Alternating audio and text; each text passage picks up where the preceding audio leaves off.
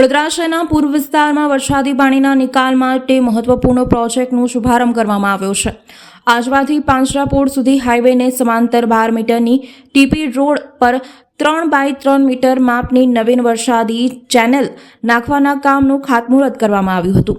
આ પ્રોજેક્ટની કુલ કિંમત 13,51,41,552 છે, જે પૂર્વ વિસ્તાર માટે મહત્વપૂર્ણ પાણી નિકાસ વ્યવસ્થા ઊભી કરશે।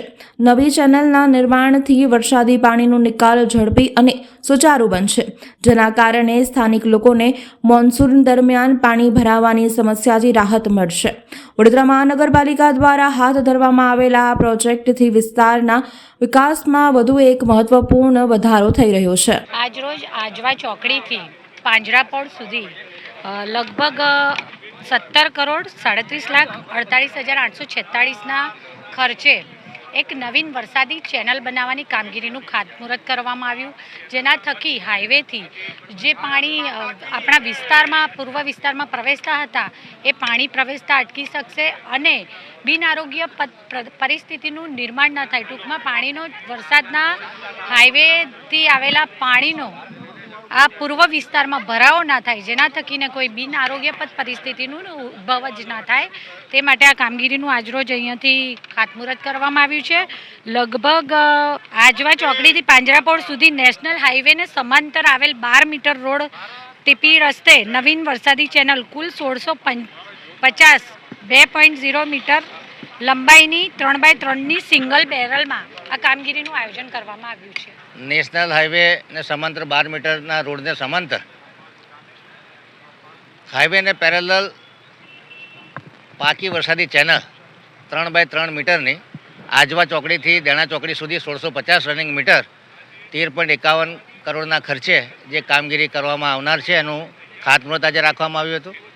ખાસ કરીને ચોમાસા દરમિયાન હાઈવે એટલે કે હાઈવેથી પૂર્વ બાજુના ગામડાઓના પાણી હાઈવેની નીચેના નાળાઓ થકી વડોદરા શહેરમાં પ્રવેશતા હોય છે, ત્યારે સિટી બાજુ એટલે કે પશ્ચિમ બાજુ જો આ કાંસ બનાવવામાં આવે તો આ પાણી સરળતાથી એનું વહન થઈ શકે।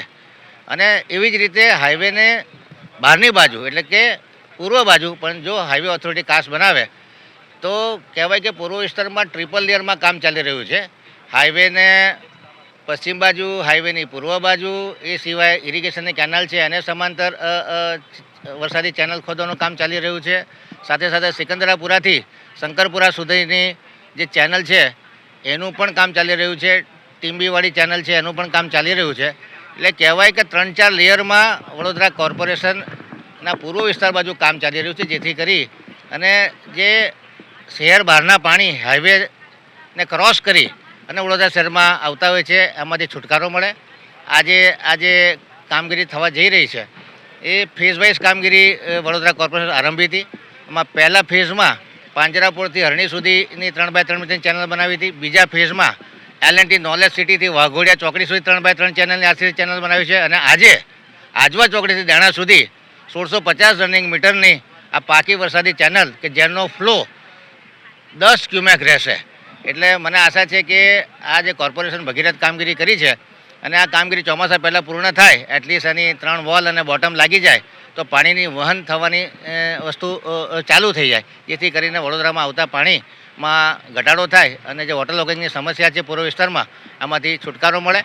આજના ખાતમુહૂર્ત પ્રસંગે વડોદરાના પ્રથમ નાગરિક શ્રીમતી પિંકીબેન સોની અને એરિયાના લોકલ કાઉન્સિલર શ્રી અજીતભાઈ, વિનોદભાઈ, રાખીબેન, છાયાબેન, હેમલતાબેન, તમામ કાઉન્સિલરો અને મોટી સંખ્યામાં કાર્યકર્તાઓ ઉપસ્થિત છે।